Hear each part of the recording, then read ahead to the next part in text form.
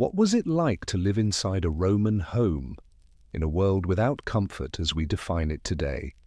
Without constant warmth, without steady light, and without private rooms designed for rest, relaxation, or solitude. For most Romans, the home was not a place of comfort in the modern sense. It was not meant to protect the body from every inconvenience or to separate daily life into carefully defined spaces. Instead, it was a practical structure shaped by habit, climate, and necessity, offering shelter rather than ease. In ancient Roman towns, houses were built to serve daily life, not to escape from it. Walls provided shade and enclosure, not insulation. Rooms were flexible rather than specialized, used differently depending on light, season, and need. The home adjusted to the day, and the people inside it adjusted with equal familiarity. Life indoors did not unfold in quiet isolation. Sounds from the street passed easily through doorways and windows. Voices carried from one room to another. The presence of others was constant and expected. Privacy was not a fixed condition. It was something that appeared briefly, then faded again, woven into the rhythm of shared space. Tonight, we will spend time inside one of these ordinary Roman homes. There is nothing you need to follow closely and nothing you need to remember. The details can pass slowly, one after another, forming a calm picture of domestic life as it was lived day after day. We will move gently through interior spaces, noticing light, temperature, sound, and routine. We will pay attention to how people adapted to their surroundings rather than trying to control them, and how the idea of comfort was shaped by repetition, familiarity, and acceptance. If your attention drifts, that is perfectly fine. The household will continue quietly in the background, allowing the interior world of the past to settle at its own unhurried pace. A Roman home did not announce itself as a place of rest or ease. It revealed its character gradually through use rather than design. To understand life inside it, we begin not with furniture or decoration, but with the structure itself and the simple fact that comfort, as we know it, was not something people expected to find there. To understand life inside a Roman home, it helps to let go of modern expectations almost immediately. These buildings were not designed around comfort, privacy, or efficiency in the way we imagine them today.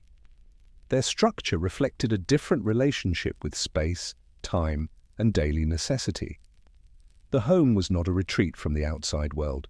It was an extension of it, shaped by practical concerns rather than personal preference. A Roman house was, above all, a response to environment. Climate, available materials, and social custom determined its form far more than ideas about ease or relaxation. Thick stone or brick walls offered durability and shade, but little insulation. Floors were hard and cool. Openings were positioned to manage light and airflow rather than views. The structure did not try to create constant comfort. It allowed conditions to change and expected the people inside to change with them. The layout of a Roman home was rarely symmetrical in the way modern floor plans often are. Rooms were arranged around function and habit, not aesthetic balance. Spaces connected directly to one another, with few corridors or hallways. Movement through the home was fluid, not guided along a single path. This meant that sounds, light, and activity traveled easily from one area to another. Separation was minimal. Awareness of others was constant. In many homes, the entrance opened directly into a central space rather than a private buffer. This area was not a quiet foyer meant to transition gently from outside to inside. It was an active zone, exposed to light, sound, and movement. From here, the rest of the house unfolded organically, without clear divisions between public and private life. The structure made it difficult to withdraw completely, and that difficulty was accepted as normal. Rooms did not have fixed purposes in the way we expect today. A space used for eating at one time of day might later become a place for rest or storage. Function followed circumstance rather than design. The structure supported flexibility but not convenience. Furniture was minimal and often movable. The room itself did most of the work, defining how it could be used through light, temperature, and position within the house. Light played a central role in shaping the structure. Windows, when present, were small and positioned high, allowing light to enter without exposing the interior too fully to the street. Many homes relied on internal courtyards to bring daylight inward. These open spaces did not exist for decoration. They were practical solutions, allowing light, air, and sometimes rain to reach the interior without opening the home outward. Because of this, the experience of moving through a Roman house changed throughout the day. Morning light reached some areas first, leaving others dim and cool. As the sun shifted, these patterns reversed. No room felt the same from one hour to the next. The structure encouraged awareness of time without measuring it.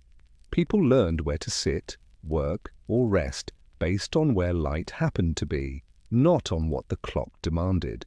Temperature was managed in similarly indirect ways.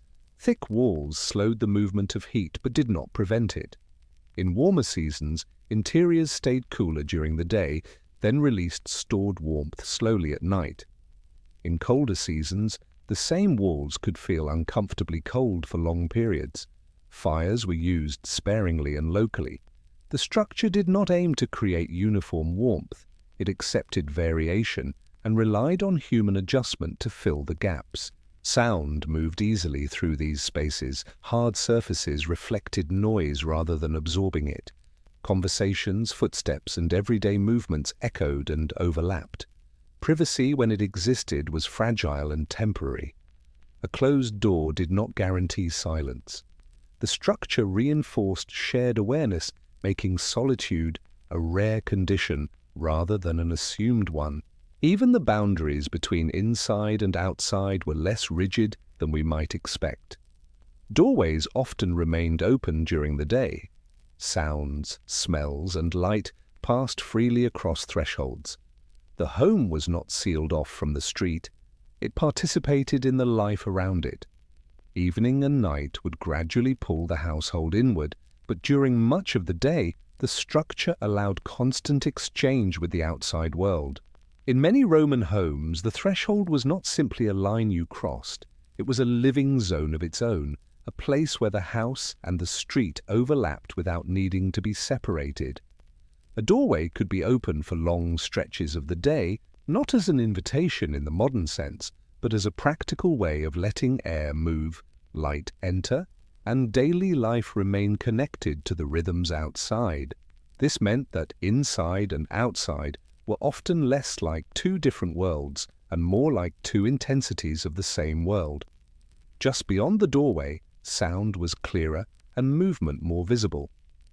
Just inside it, sound softened slightly, shadows gathered, and the body could slow down. The threshold allowed that shift to happen gradually, without requiring anyone to fully withdraw. A person might pause at the entrance without choosing either side. They could stand in a half-light where the street remained audible, but the interior already felt contained. They could exchange a few words without stepping out, or receive something without bringing the full energy of the street into the household. This was not formal socializing. It was continuity. It was life staying connected while gently lowering its volume. Because the threshold was so active, it also shaped how the interior felt. If the doorway remained open, the home breathed more freely. Light patterns stretched farther into the first spaces. Air currents moved in small, uneven paths. And the household, even when busy, remained subtly aligned with what was happening outside. The home did not become a sealed container of private life. It remained a participant in the town. At the same time, the threshold offered a kind of simple regulation. The house did not control the environment, but it could soften it. Noise that was sharp in the street arrived more rounded indoors. Heat that was direct outside became more diffuse once filtered through shaded walls. The doorway acted like a gradual dimmer rather than an on-off switch. This also influenced the emotional feel of indoor life. When outside sounds can be heard faintly, The mind does not fully detach from the world, but it also does not need to engage with it. Awareness can remain lightly oriented while still resting. The environment does not demand isolation to allow calm. It allows calm while remaining connected. As evening approached, this threshold life changed without being managed. Doorways might narrow as the outside cooled. The open exchange between street and household reduced itself, not by rule, but by instinct. The home began to hold its air a little longer. Sound from outside thinned. Light retreated. The boundary between inside and outside became more distinct simply because the town itself had softened. And so the threshold became one of the quiet ways Romans experienced transition, not as a dramatic closing, but as a gradual turning inward. The house did not shut the world out. It simply asked for less of it, one small adjustment at a time, until the interior became sufficient on its own. This openness also meant that a Roman home did not fully belong to one individual. It was a shared environment shaped by many lives at once. Family members, servants, visitors, and neighbors all moved through its spaces.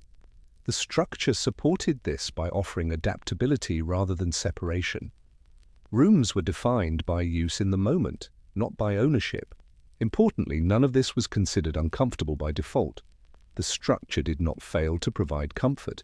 It simply defined comfort differently. Familiarity replaced softness. Routine replaced convenience. The body learned where to stand, sit, or lie down depending on the hour and season. Over time, the structure became readable, predictable, and therefore livable. The Roman home did not promise ease, it promised continuity. Its walls, openings, and shared spaces created a stable framework within which daily life could unfold again and again.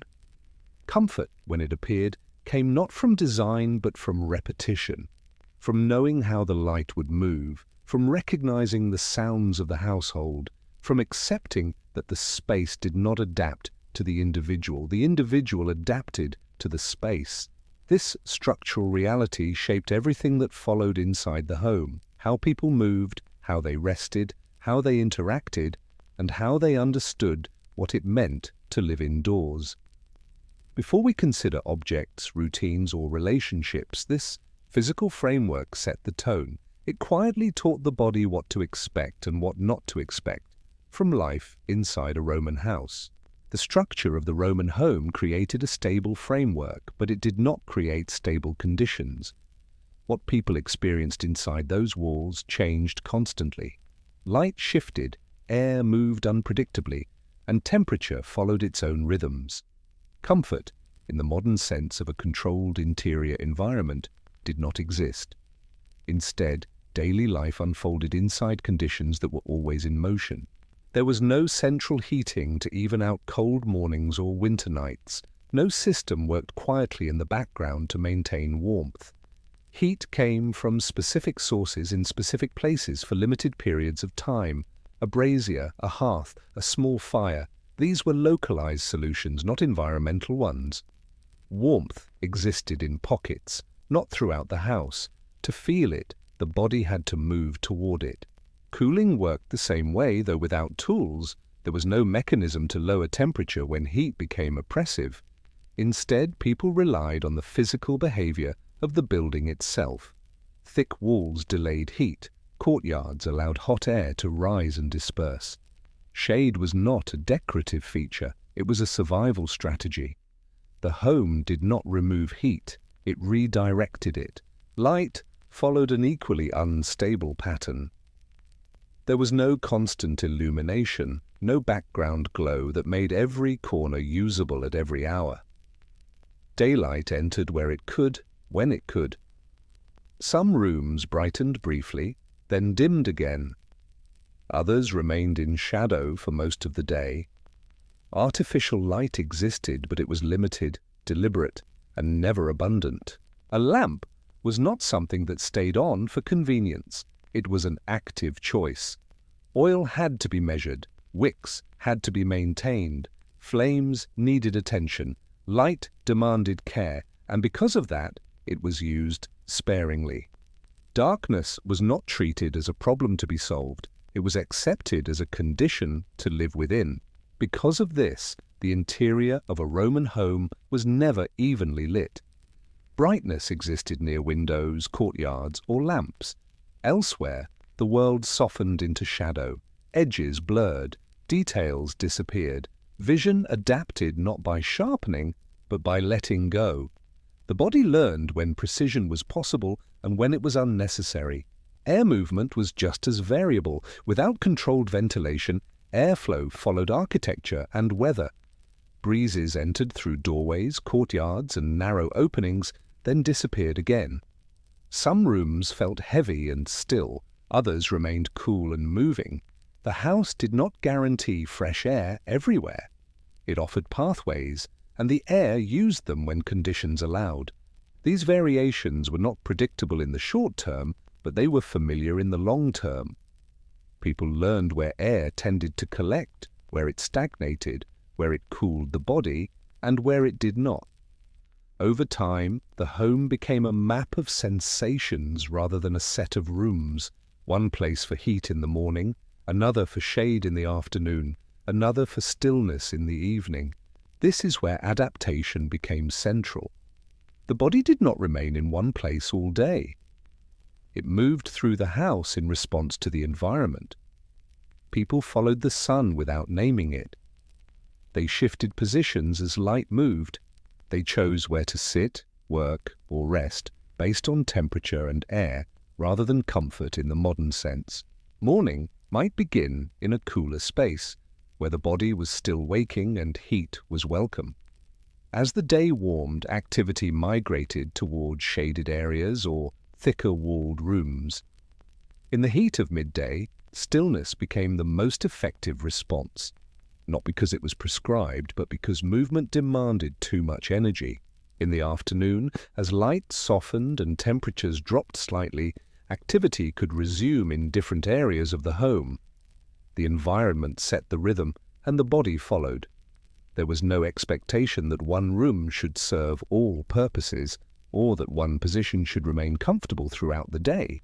Comfort, in this world, was not something you entered and stayed inside. It was something you negotiated moment by moment. You adjusted posture, position, and location. You accepted that some hours would feel cooler, others warmer, some brighter, others dim.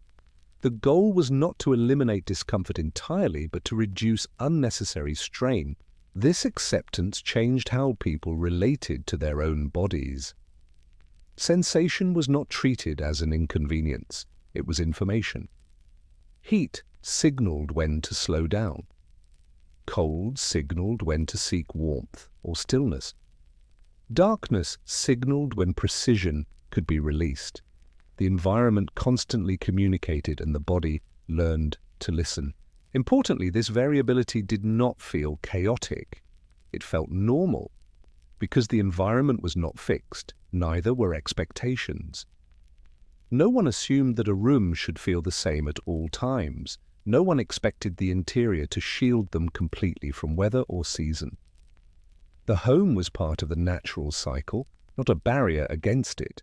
Even clothing functioned as part of this system. Garments were adjusted throughout the day. Layers were added or removed. Fabric was used to manage temperature locally, on the body itself, rather than globally in the space. The body carried part of the responsibility for comfort. Shade, too, was actively used. People learned where shadows fell at different times of day. They positioned themselves accordingly.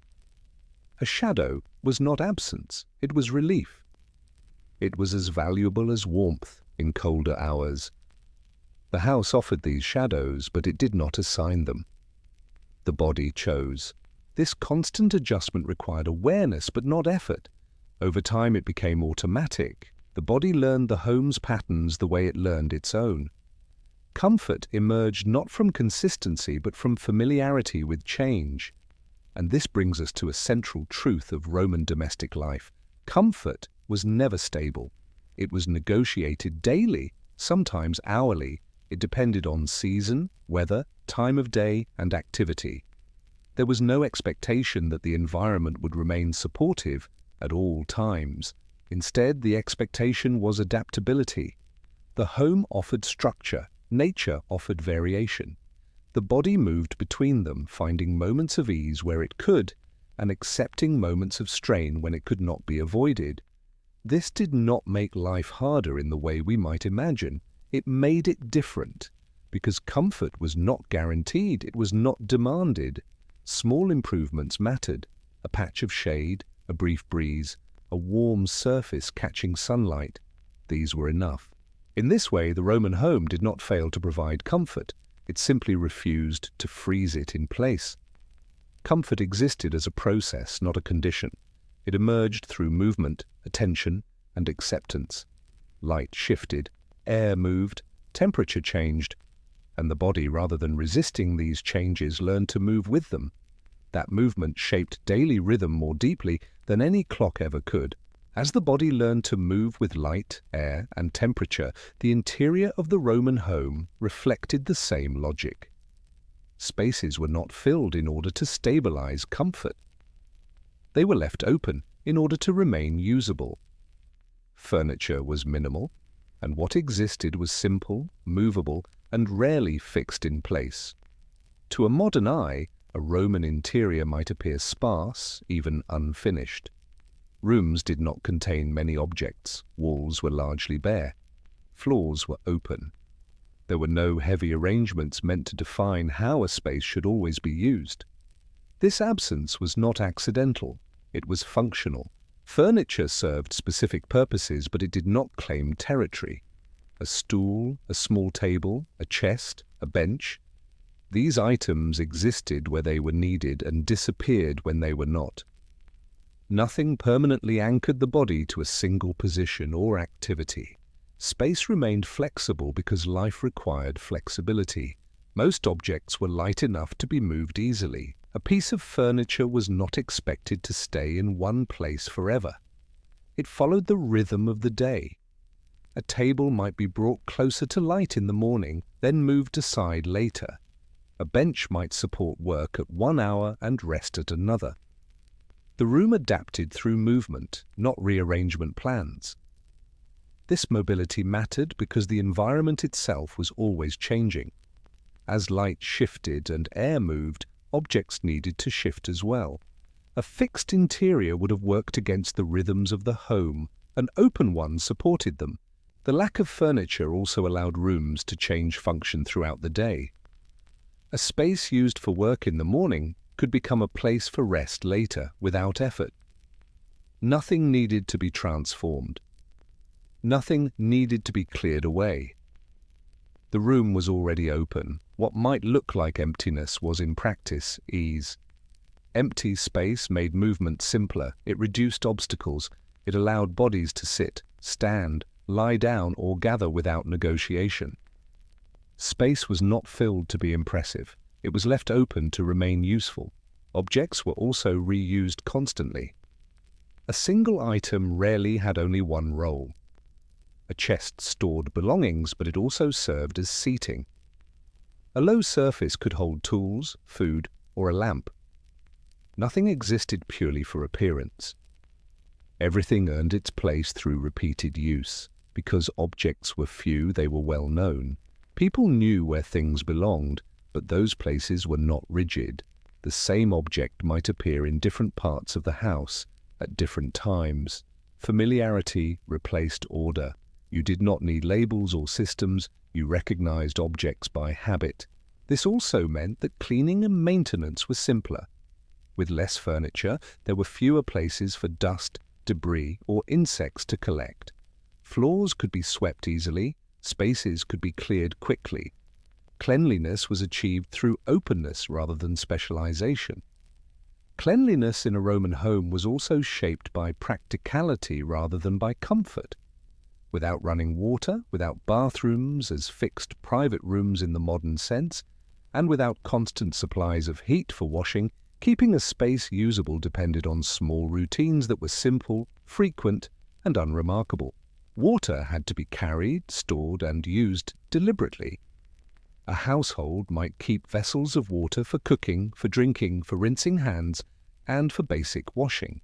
Because water represented effort, it was not used carelessly. Washing was often partial, focused on what mattered most: hands after work, feet after walking the streets, faces after heat and dust. The goal was not an ideal of constant freshness, it was maintenance, enough to remain comfortable in the body and acceptable in the shared space. This practical approach fit naturally with the openness of the interior. When a floor is mostly clear, it can be swept quickly. When objects are few, they can be lifted and moved without strain. Dust and debris had fewer places to hide. The home could be restored to order with a handful of familiar actions rather than with extensive cleaning. Even the act of washing had a quiet rhythm. Water poured from one vessel to another. A cloth dampened and wrung out. The body wiped down in parts rather than fully immersed. These movements were repetitive and slow, and because they required no sharp focus, they could exist alongside conversation or silence without pulling attention into alertness. Smell was part of this maintenance too. When cooking, smoke, dust, and daily presence accumulate. Small actions matter. A space aired out through an open doorway, fabric shaken and repositioned, waste removed rather than left to linger. These were not dramatic efforts. They were steady habits that preserved livability. Importantly, this was not experienced as deprivation. It was simply the expected texture of daily life. Comfort did not mean constant access to ease. It meant knowing how to keep things from becoming difficult. The home supported that knowledge by remaining simple enough to be managed without exhausting the body. And because these routines were repeated so consistently, they became almost invisible. The mind did not label them as chores in the modern sense. They were part of living inside a structure that did not supply comfort automatically, but did allow comfort to be sustained through small, predictable acts. The absence of fixed furniture also reduced noise and disruption. Heavy items did not need to be dragged or adjusted. Movement remained quiet. Objects could be repositioned without drawing attention. The house remained calm even as it adapted. Importantly, the empty space did not feel unfinished to the people who lived there. It felt complete. Completeness did not come from filling space, but from knowing how to use it. The room did not need decoration to feel familiar. It needed only repetition. Modern interiors often define how a space should be used. A dining room demands eating. A bedroom demands sleep. A Roman room made fewer demands. It allowed activity to determine function rather than the other way around. This openness also supported social life. When people gathered, there was room. When they dispersed, the room remained light. No one needed to rearrange large objects to make space for others. Space was already available. Even sleeping arrangements followed this logic. Beds, when present, were simple. In many cases, sleeping surfaces were temporary, mats or low platforms that could be moved or shared. Night did not permanently claim a room. Morning reclaimed it without effort. The minimal use of furniture also reduced attachment to objects. Nothing in the home demanded constant care or protection. Objects existed to serve, not to be preserved. If something wore out, it was repaired or replaced without ceremony. This attitude shaped how people moved through space. There was less hesitation, less concern about damaging something. The home did not feel fragile. It felt robust because it was simple. Importantly, the emptiness of space was not a sign of lack. It was a form of abundance, abundance of movement, abundance of adaptability, abundance of options. The home could respond to change because it was not overloaded. This open structure also supported rest. When the body needed to lie down, it could do so without navigating obstacles. When it needed to sit quietly, it could find a place easily. Stillness did not require preparation. In this way, empty space functioned as a quiet form of comfort. Not softness, not luxury, but ease of use. The environment did not press against the body, it made room for it. Objects were rarely fixed because life was not fixed. The home mirrored that truth. It allowed the day to unfold without resistance. It accepted change rather than trying to control it. And so what might appear as absence was, in reality, intention. The Roman home did not fill space to feel complete. It left space so that life could move through it without friction. As we move further inside this domestic world, the next thing to notice is not what is present, but what is shared. The openness of space shaped not only movement, but relationships, how people lived together, rested together, and negotiated privacy in a world where walls did not separate life into quiet compartments. As space remained open and objects stayed few, the Roman home did not become empty. It became perceptible in other ways. When visual detail was reduced, the senses did not disappear. They shifted. Sound, scent, and texture quietly took the place of furniture and decoration, shaping how the home was experienced moment by moment. Sound was never absent inside a Roman house. It was simply layered and familiar. Footsteps moved across stone or packed earth, slow and recognizable. Each person had a slightly different rhythm, and over time those rhythms became known. The sound of someone crossing a room did not demand attention. It confirmed presence. Voices carried easily through open spaces. Walls did not seal rooms completely, and doors were often left open. Speech did not echo sharply.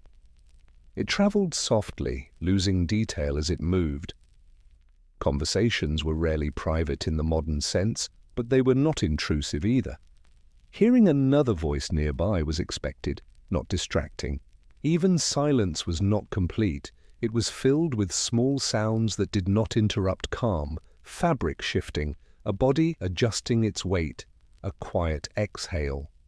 These sounds were not noticed individually. They blended into a continuous background that signaled stability rather than activity. The street was never entirely separate from the home. Sounds from outside filtered in without effort. A distant voice, the rhythm of footsteps passing, an animal moving nearby. These were not loud enough to disrupt, but present enough to remind the household that life continued beyond the walls. Animals were part of the soundscape as well, dogs resting nearby, donkeys shifting their weight, the occasional movement of livestock. These sounds were steady and predictable. They did not signal danger or disruption. They marked time gently in the way breathing marks presence. Because there were no constant mechanical noises, each sound had space around it. A noise would appear, exist briefly, and fade again. Nothing competed for attention. The ear did not have to sort or filter aggressively. Listening remained passive. Smell was another constant presence. The Roman home was never scentless. Smoke from cooking or heating lingered gently in the air. It did not fill the space aggressively, but it was always there, absorbed into walls, fabrics, and wood. Over time, food smells appeared and faded gradually. Warm grain, oil, simple herbs. These scents did not announce themselves dramatically. They arrived softly and receded without being cleared away. The air carried memory as much as sensation. Stone itself had a smell, especially when it had held warmth during the day. A mineral scent, dry and stable, that did not change quickly. In shaded areas, stones smelled cooler, sometimes slightly damp. These variations were subtle, but the body recognized them without thought.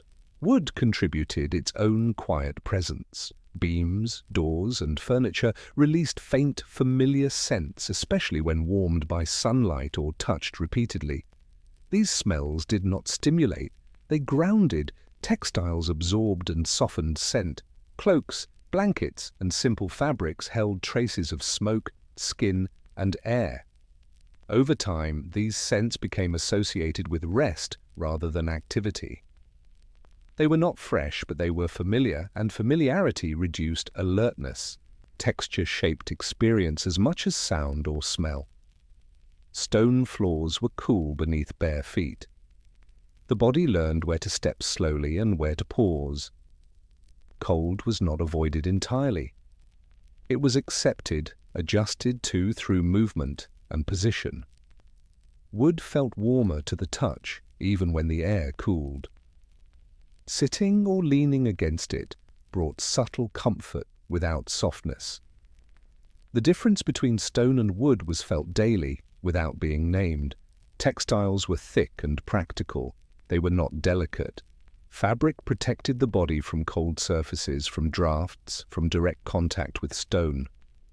The weight of cloth mattered. Heavier textiles signaled rest. Lighter ones allowed movement. These textures were not chosen for pleasure in the modern sense. They were chosen because they lasted, because they could be repaired, because they worked with the body rather than against it. Touch was constant but not stimulating. The body met surfaces that did not change often. Repetition built familiarity. Familiarity reduced the need for attention. The body did not need to evaluate its surroundings repeatedly. Importantly, none of these sensory experiences were curated. No one tried to create an atmosphere. The atmosphere emerged naturally from daily life. It was not designed. It was accumulated. Sound, scent, and texture were not distractions. They were the background condition of living. Because they were stable, they became almost invisible to awareness, and what is invisible does not demand wakefulness. As evening approached, these sensory elements softened further. Sounds became fewer, scents settled, textures cooled or warmed slowly. Nothing changed abruptly. The house did not switch states. It drifted. In this environment, the body did not need to stay alert. There were no sudden noises to anticipate, no sharp smells to interpret, no unexpected textures to react to. Everything followed known patterns. The Roman home did not aim to soothe the senses. It simply did not disturb them. And that absence of disturbance was one of the quiet foundations of rest. As space remained open and objects remained few, the senses carried the experience of home, not through stimulation, but through continuity. The body recognized where it was without effort. This sensory consistency supported the mind in letting go. When nothing changes quickly, attention relaxes. When nothing demands interpretation, awareness can soften. And so, without comfort, as we define it, the Roman home offered something else instead, a stable sensory world, one that did not excite or suppress, but simply remained present, allowing rest to arrive without being invited. From here, we can begin to understand how people lived together inside this environment, not separated by silence or privacy, but supported by shared space, shared sensation, and the quiet reassurance of familiar presence. Because space was shared and sensory experience was stable, life inside a Roman home unfolded collectively. Intimacy did not come from separation. It came from repetition, proximity, and the steady presence of others moving through the same environment at different rhythms. A Roman home rarely offered privacy in the sense of enclosed individual rooms. Most daily life took place in shared spaces. Eating, resting, working, and sleeping often happened within the same areas, adjusted by time of day rather than by physical boundaries. Space changed its meaning across the hours, not its structure. This meant that intimacy was not tied to location, it was tied to timing. The same space could hold conversation at one moment, quiet rest at another, and sleep later on.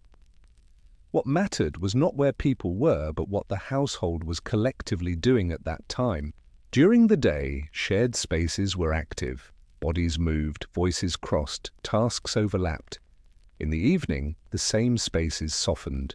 Movement slowed, speech diminished, presence remained. The room did not become private, it became quiet. Sleeping often occurred where people had already been resting. Bedding was brought out and arranged temporarily. It was not permanent furniture. When morning arrived, these same areas returned to other uses. The space adapted to the rhythm of the household rather than being fixed for one purpose. Because of this, the body learned flexibility. Rest did not require a specific location. It required a certain condition of the environment. When light dimmed, sound softened, and activity reduced, the body recognized that it was time to lie down, regardless of where that happened. Intimacy emerged through familiarity rather than isolation. People knew one another's movements, breathing patterns, and routines. These signals did not demand attention. They created reassurance. The presence of others nearby was not stimulating, it was stabilizing. Silence was not required for rest. Quiet familiarity was enough. A soft sound from someone shifting position did not interrupt sleep. It confirmed that life continued gently within reach. The home was inhabited, not monitored. Eating followed a similar pattern. Meals were shared in the same spaces where other parts of life unfolded. There was no clear separation between dining, resting, and living. Food appeared, was consumed slowly, and the space shifted again without ceremony. This shared use of space reduced the importance of individual control. No one arranged the environment entirely for themselves. Instead, each person adjusted within a collective rhythm. This did not create tension, it created predictability. Because no one expected complete privacy, there was little effort to protect it. The body did not need to remain alert to maintain personal boundaries. Familiarity replaced vigilance. Over time, this reduced mental effort. Intimacy was also shaped by absence rather than presence. Certain moments of quiet occurred naturally as others slept or rested. A person might find themselves awake while others had already drifted off. In those moments, intimacy existed in time rather than space, a quiet interval shared with the night rather than with other people. These temporal pockets of quiet did not need to be defended. They appeared and disappeared on their own. The household did not force synchronization. Different rhythms were allowed to coexist without conflict. Children, adults, and elders shared the same spaces but not the same states of awareness. Some slept deeply, others remained lightly awake. This variation was accepted. The home did not demand uniformity. Because the environment remained constant, the mind did not need to track who was awake and who was asleep. Awareness could soften without fear of interruption. Trust replaced control.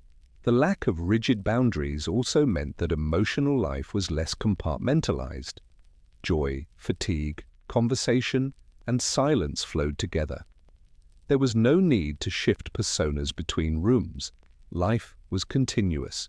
This continuity made rest easier. When there is no sharp division between activity and rest, the body does not resist slowing down. It does not feel like it is crossing into a separate mode. It simply eases into stillness. Nighttime did not isolate individuals, it gathered them into shared quiet. Even when asleep, people remained aware at some level of others nearby. This awareness was not conscious, it was felt as safety. Dreams emerged within this shared environment. Sounds and movements blended into sleep rather than pulling the mind out of it. The night did not need to be defended against disruption. It was expected to contain it gently. In this way, intimacy in a Roman home was not private or exclusive. It was ambient. It existed in shared air, shared sound, shared rhythm. It did not require effort or attention. The home did not ask people to withdraw into themselves. It allowed them to rest within proximity. Togetherness did not demand interaction. It simply existed. As evening deepened, this shared life became quieter without becoming separate. The household did not fragment, it settled. And in that settled state, rest did not belong to one person at a time. It belonged to the space itself. As the household settled into this shared quiet, daily life did not stop. It simply changed its scale. Inside the Roman home, routines continued, but they did so without urgency, without measurement, and without the expectation of visible progress. The house was not a place to produce, it was a place to pause. Much of what happened indoors consisted of small, repeated actions: sitting, standing, adjusting, waiting. These movements were not steps toward a goal, they were ways of inhabiting time while allowing the body to remain at ease. The home absorbed effort rather than amplifying it. Sitting was one of the most common interior activities, and it carried little meaning beyond rest itself. People sat on low stools, benches, or simply on the floor. There was no correct posture to maintain and no fixed duration. Sitting could last minutes or hours, depending on light, temperature, and the body's needs. It was not a break from activity. It was part of living. From sitting, small tasks emerged naturally. A piece of fabric might be adjusted, a strap tightened, a container checked. These actions did not demand attention. They could be done while listening, resting, or thinking lightly. Hands worked while the mind remained unoccupied. Repair was a frequent but quiet presence inside the home. Objects were rarely discarded. Instead, they were maintained slowly over time. A crack was patched, a handle reattached, a surface smoothed. These repairs were not scheduled. They happened when conditions allowed, when light was sufficient, when hands were free, when there was nothing more pressing to do. Preparation followed a similar rhythm. Tools were set aside for the next day. Items were placed where they could be easily reached later. Food was covered, bedding arranged loosely. None of this required speed or precision. It was done gradually, often over the course of an evening, without clear boundaries between one action and the next. Waiting was also a significant part of indoor life. Waiting for light to change, waiting for someone else to finish a task, waiting for the air to cool or warm. Waiting was not empty time, it was a condition the home made possible, a space where nothing needed to happen immediately. Because there were no clocks marking productivity, these routines did not feel inefficient. There was no sense that time was being lost. Time simply passed, and the home provided a place where passing time did not require justification. Movement inside the house tended to be slow and repetitive. Paths were familiar. Steps followed known routes between walls, doorways, and shared areas. Repetition reduced effort. The body did not need to plan where to go or how to move. It already knew. These repetitive movements supported rest rather than interrupting it. The body stayed gently active without becoming alert. Motion remained small. Energy was conserved. The mind did not need to switch between states. It stayed soft. Importantly, the home did not encourage constant engagement. There was no expectation that being indoors meant doing something useful. Productivity belonged elsewhere, to daylight, to public spaces, to work. Inside the home, usefulness took a different form. It meant preservation rather than creation. This is why many interior routines appear minimal when described. They were not meant to fill time. They were meant to accompany it. The home did not compete with the world outside. It provided a contrast to it. Because of this, even necessary tasks felt lighter indoors. They were surrounded by familiarity. Sound was muted. Light was softer. Temperature shifted slowly. These conditions reduced strain, allowing effort to remain gentle. Repetition played a central role in shaping this experience. The same actions occurred day after day, often in the same order, without being formally structured. Over time, the body absorbed these patterns. It no longer needed instruction. This familiarity also reduced decision-making.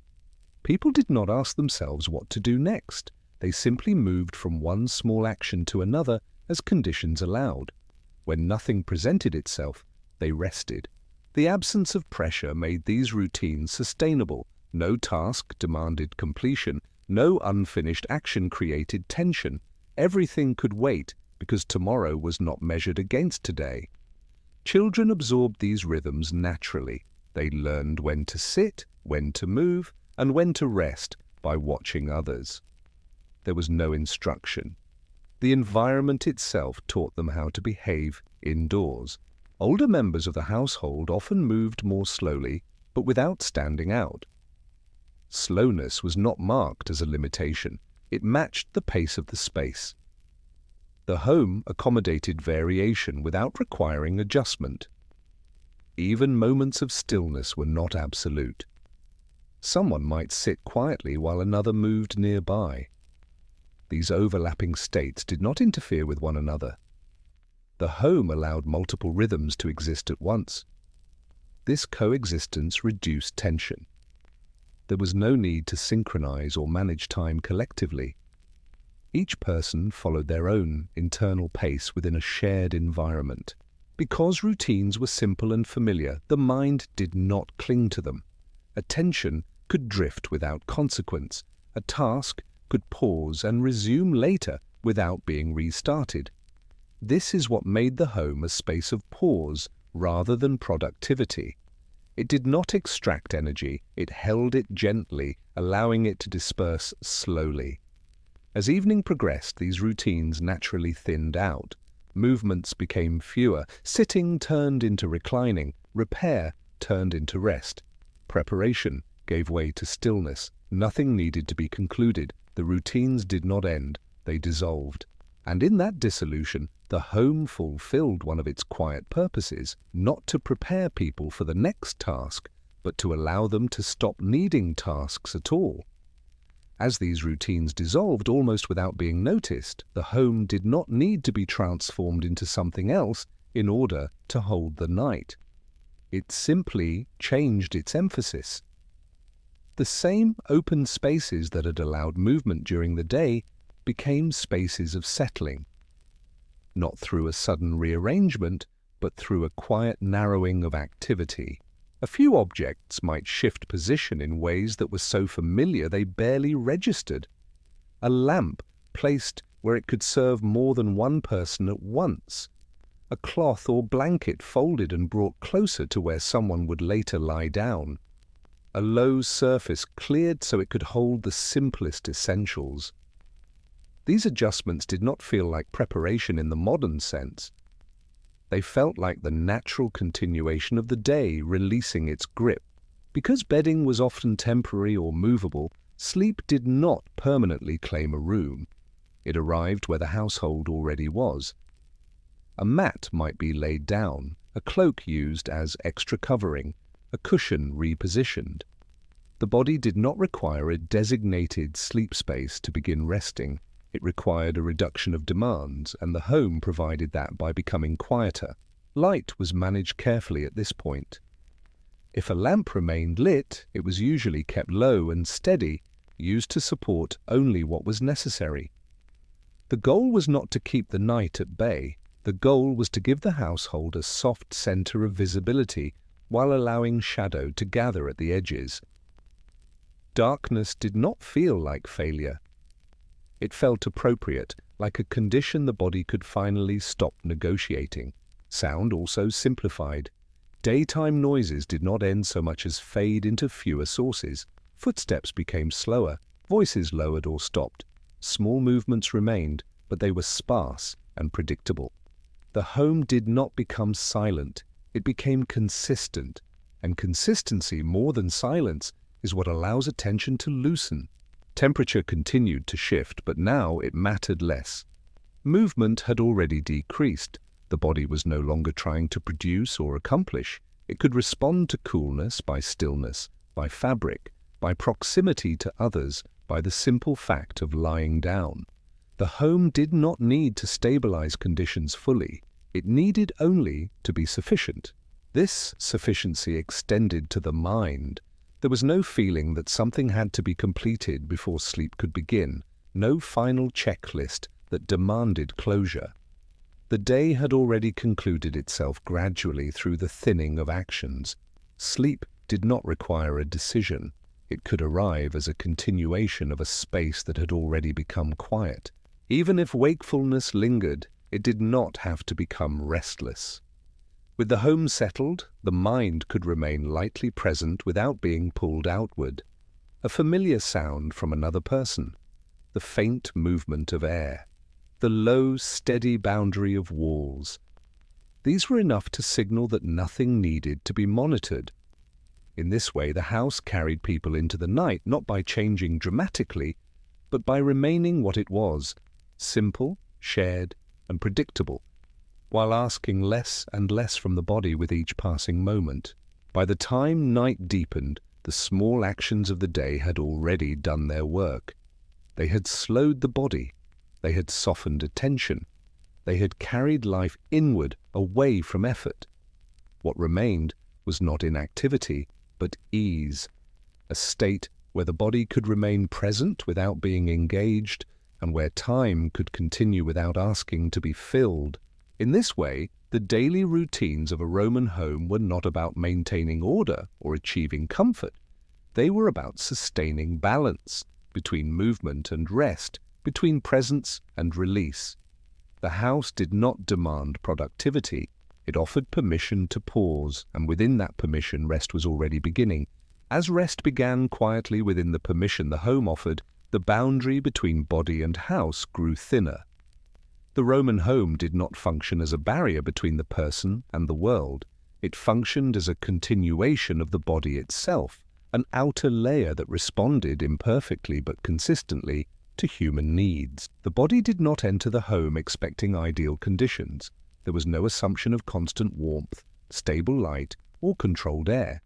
Instead, the body learned how the house behaved and adjusted itself accordingly. Posture, movement, and attention shifted to match the space. Over time, this adjustment became instinctive. The floor was not always warm, so the body learned where to sit. The air was not always still, so the body learned where to rest. Light was not evenly distributed, so the body learned where to position itself during different hours. These were not conscious strategies. They were embodied knowledge developed through repetition. In this sense, the Roman home did not protect the body from the environment. It moderated it. It reduced extremes without eliminating variation. Heat softened, cold slowed, wind redirected, noise filtered. The house did not promise comfort in every moment. It promised enough stability for life to continue. There were no ideal settings to adjust, no temperature to maintain, no brightness level to preserve. Instead, there was a range of conditions that the body moved through each day. The absence of fixed comfort made the body more attentive, but not more anxious. Attention did not sharpen. It spread. This spreading of attention reduced resistance. The body did not fight the environment. It accommodated it.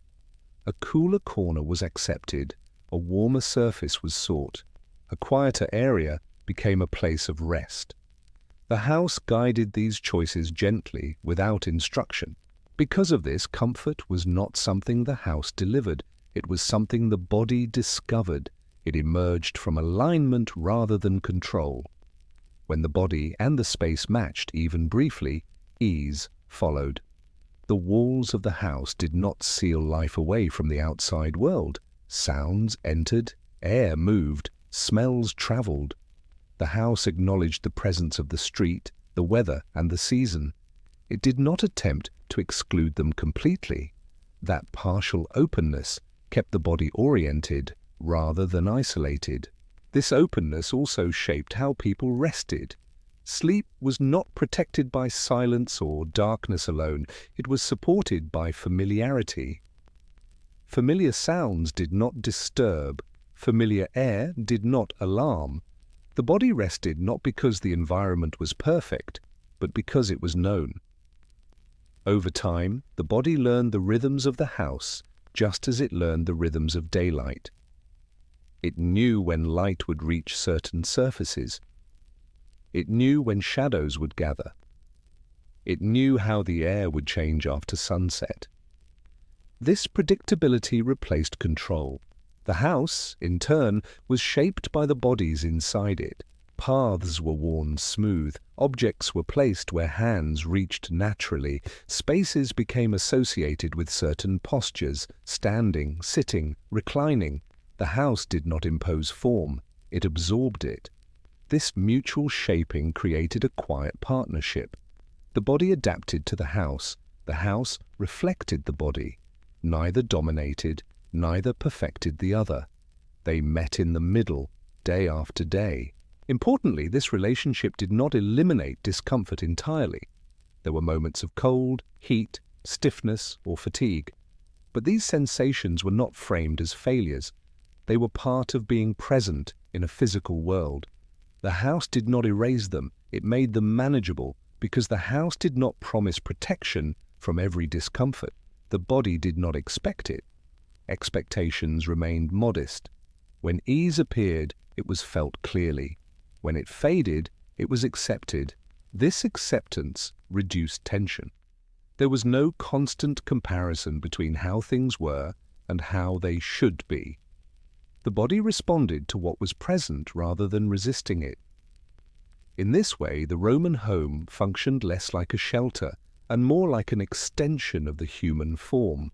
It was porous, it was responsive, it changed slowly just as the body did.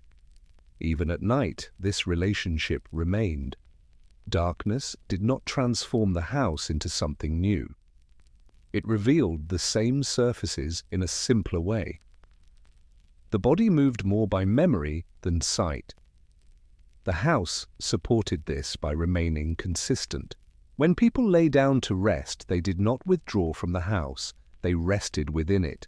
Sounds continued, air moved, the presence of others remained detectable.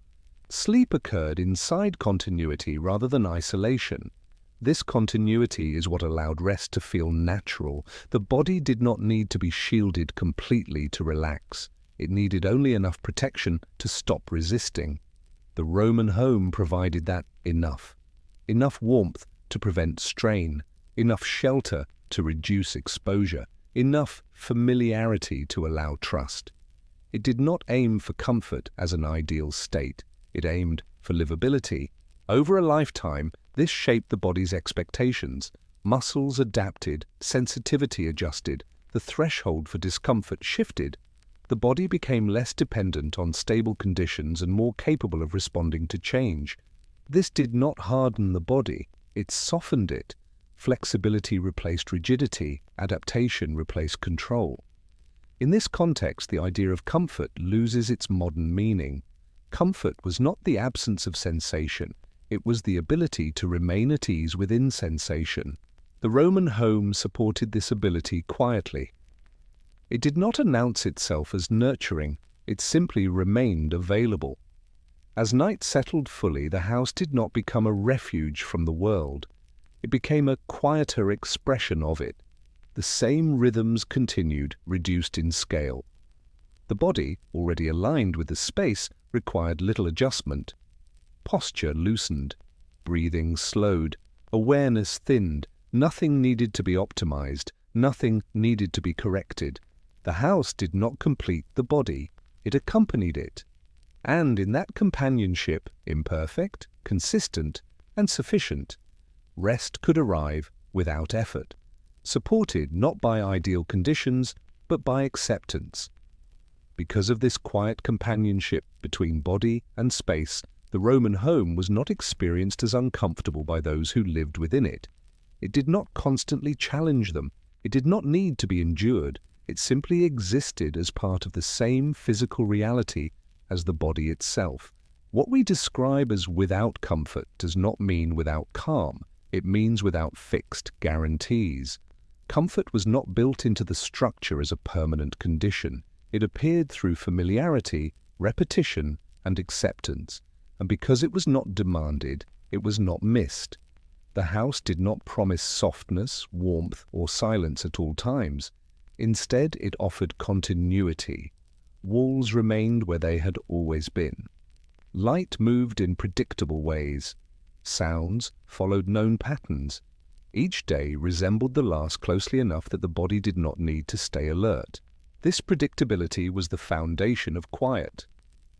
When nothing changes suddenly, the nervous system relaxes. When the environment behaves as expected, attention can soften. Calm did not come from control, but from knowing what would happen next.